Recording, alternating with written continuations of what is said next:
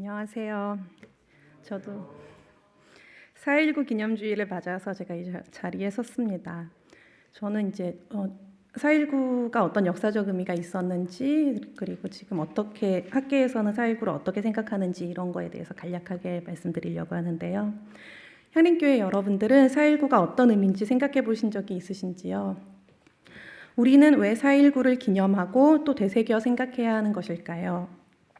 잘 아시는 것처럼 1987년 개정 헌법 전문에는 3.1운동으로 건립된 대한민국 임시정부 법통과 불의에 항거한 4.19 민주 이념을 계승하고 라는 대목이 있습니다.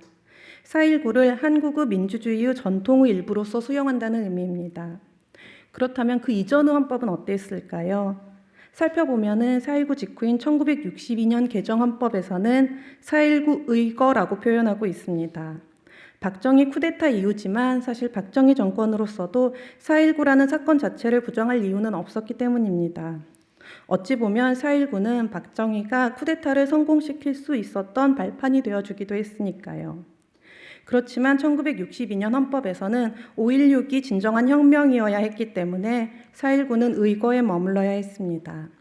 그러다가 전두환 쿠데타 이후인 1980년 헌법 개정 시에는 3.1운동만 남고 4.19도 5.16도 사라졌습니다. 결국 1987년 민주화운동 이후에야 4.19가 혁명으로서 헌법에 포함될 수 있었습니다. 1987년 민주화운동의 주역들은 혁명적 계보를 강조하기 위해서 4.19를 전면에 내세울 필요가 있었을 것입니다. 그리고 그때의 정신이 지금까지 이어지고 있습니다. 그렇지만 한편으로 4.19는 미완의 혁명이라는 불명예스러운 타이틀을 가지고 있습니다. 대체 무엇 때문에 헌법 정신으로까지 상징되는 사건에 대한 평가가 이렇게 박한 걸까요?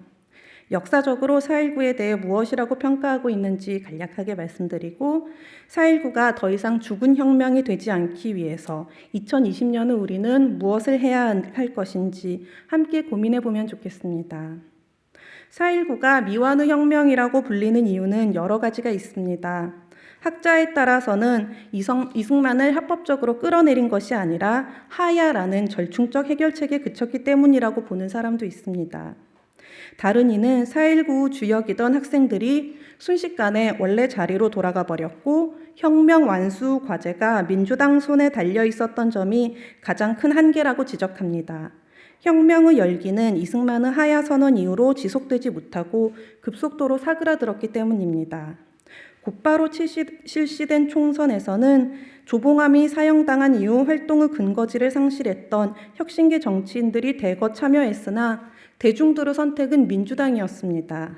여기에는 아마도 혁신계 정치인들의 통일 노선이 대중의 반공주의적 성향과 달랐던 점이 중요하게 작용했을 것 같습니다. 진보주의자들의 설 자리가 협소하다는 점에서는 지금의 정치 구도와도 비슷한 점이 많이 있습니다. 문제는 민주당이 보수 정당으로서 혁명 정신을 계승하기에 구조적 한계가 있었다는 점입니다.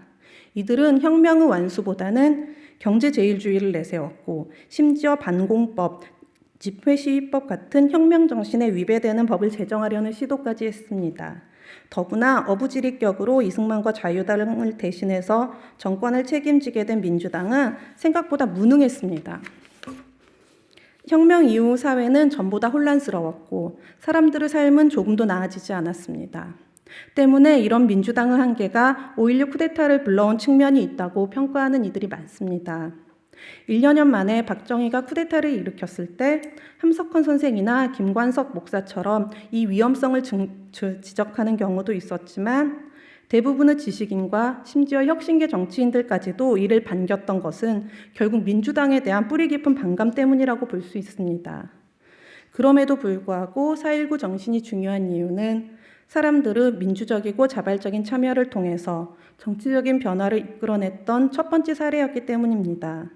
4.19 정신이 우리에게 어떤 의미가 있는지 살펴보기 위해서 어떤 이들이 혁명에 참여했고 이것을 통해 무엇을 이루고자 했는지 살펴볼 필요가 있다고 생각합니다.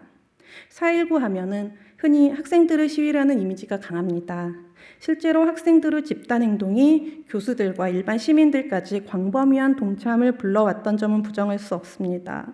처음에 부정선거에 항의해서 시위를 시작했던 것은 중고등학생이었지만 4.19 직접적인 도화선이 된 것은 중고등학생의 시위에 영향을 받아 각 대학이 나섰던 영향이 크기는 했습니다. 전체적으로 봤을 때는 2월부터 산발적인 시위가 있었고 3.15 부정선거 직후에 마산 등지에서 크게 불붙었으며 결국 이승만의 하야 선언이 있었던 6월 26일까지 격렬한 시위가 이어졌음에도 불구하고 대학생들의 집단행동이 시작되었던 4월 19일을 타이틀로 내세운 것은 이렇게 대학생의 참여가 당대에 가졌던 상징성을 잘 보여줍니다. 그렇지만 대학생들의 참여가 정말로 그렇게까지 사회적으로 중요한 의미였을까요? 혹은 대학생들이 발언권을 가져가면서 중요한 의미로 만들어버린 것은 아닐까요? 이런 의문이 듭니다. 1950년대 당시 대학생 집단은 앞으로 사회를 이끌어 나갈 예비 지식인이자 엘리트로서의 자부심을 가지고 있었습니다. 그렇지만 동시에 대학이라는 공간에 안주했고 사회의 변혁을 일으킬 만한 역량을 가지고 있지는 못했습니다.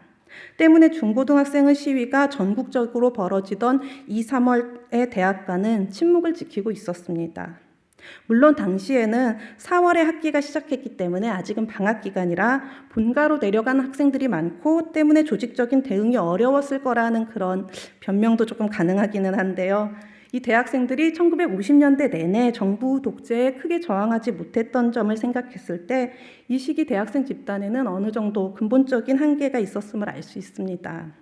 이러한 대학생의 한계는 이승만의 하야 선언 이후 산발적으로 지속된 대중의 시위를 대학생들이 금지하고 단속하며 자발적으로 질서 유지를 위해 노력했던 데에서 특히 잘 드러납니다.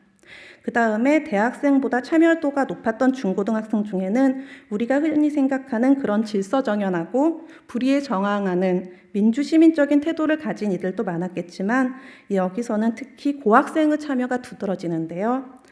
서울 지역에서는 10여 개의 야간 고등학교 학생의 연합조직인 협심회가 시위를 주도한 것이 확인되기도 합니다. 여기서 한 가지 재밌는 것은 이들 학교 간의 연합이 1950년대 학도 호국전 제도와 관제 데모 경험을 바탕으로 하고 있었다는 점입니다. 정부 독재를 위한 억압적 정책이 역으로 독재를 공격하는 도구가 되었던 것입니다. 이들은 물론 민주주의의 대의 명분을 위해 움직였지만 한편으로는 이들이 바랐던 실질적인 변화는 자신들의 고단한 현실을 개선할 수 있는 제도적 장치의 마련이었을 것입니다. 이 때문에 고학생들은 그 수에 비해 시위 참여도가 매우 높았습니다. 마지막으로 지금은 많이 잊혀져 있지만은 도시 빈민과 불황화 등 도시 하층민도 4.19 주역으로 손꼽힙니다. 고학생과 마찬가지로 도시 빈민의 당면한 현실은 매우 열악했습니다. 때문에 이들의 시위 참여 양상은 학생 집단보다 훨씬 과격했습니다. 1960년 3월에서 4월로 넘어가는 마산 시위에서 이들 도시하층민들은 경찰서를 습격하고 집기를 때려 부쉈으며 때로는 경찰을 구타하기도 했습니다. 이러는 과정에서 이전과 다른 중요한 한 가지 변화가 감지됩니다. 이승만 물러가라 라는 시위 구호가 처음 등장했던 것입니다. 초기에 도시 빈민의 폭력 시위는 다분히 현실의 고단함에서 누적된 울분의 표출에서 시작했습니다. 폭력적인 행동으로 이러한 울분을 해소하고자 했던 것입니다.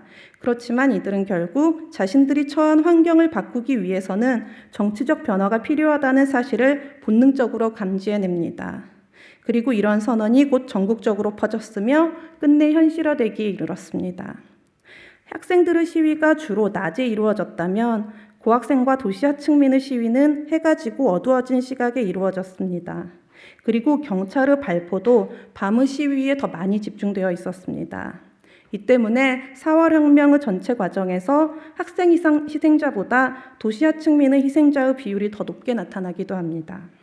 이들 도시하층민 시위대는 이승만이 하야한 뒤에도 시위를 지속하고자 했습니다. 왜냐하면 자신들의 현실이 바뀌지 않았기 때문입니다.